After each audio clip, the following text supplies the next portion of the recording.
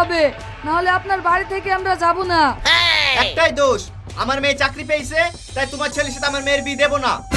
হ্যাঁ, সামান্য চাকরির জন্য আমার ছেলের সঙ্গে আপনার মেয়ের বিয়ে দেবেন না বলছেন? আপনি জানেন আমার ছেলে কি? আমার ছেলে হলো। থাক আব্বা, আর বলতে হবে না, আপনাকে অনুরোধ করে বলছি, আপনার মেয়েকে একবার ডাকবেন, জাস্ট একবার কথা বলি চলে যাব। মেয়েতে আমাকে ডাইরেক্ট বলে দিয়েছে ও তোমাকে বিয়ে করবে না, তুমি এখন যাও তো। ঠিক আছে, চলো আব্বা।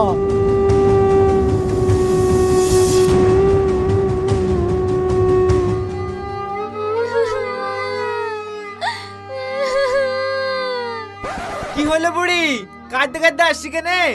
আব্বা, সবারই চাকরি হয়ে গেল, অফিসের যে হেড সেই আমার চাকরিটা ক্যান্সেল করে দিয়েছে। কিসের লেগে তোকে চাকরি থেকে বাদ দিল রে বুড়ি?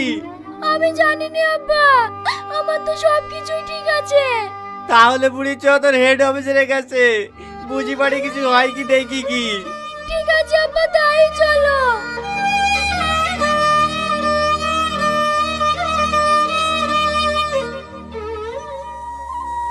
আসবো স্যার। Yes, coming.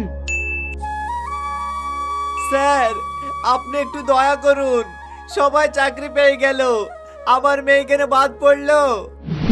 কি ব্যাপার রিয়াজ, তুমি? এই রিয়াজ নয়, স্যার বলুন। Stand up.